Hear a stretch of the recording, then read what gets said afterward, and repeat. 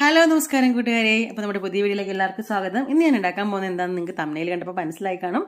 Maze ഉപ്പുമാവ്, അതായത് ചോളപ്പൊടി വെച്ചിട്ടുള്ള ഉപ്പുമാവ്. അപ്പോൾ നമ്മൾ പണ്ട് അംഗൻവാടിയിലൊക്കെ കഴിച്ചിട്ടുണ്ടാവില്ലേ, അത്. അപ്പോൾ അതിന് വേണ്ടത് ചോളപ്പൊടി നനച്ച് വെച്ചിരിക്കണം, ഉപ്പും കൂട്ടി. അതുപോലെ തന്നെ നമ്മൾ ഉപ്പുമാവിന് വേണ്ട എല്ലാ സാധനങ്ങളും അരിഞ്ഞ് വെച്ചിട്ടുണ്ട്. അതുപോലെ തന്നെ തേങ്ങ.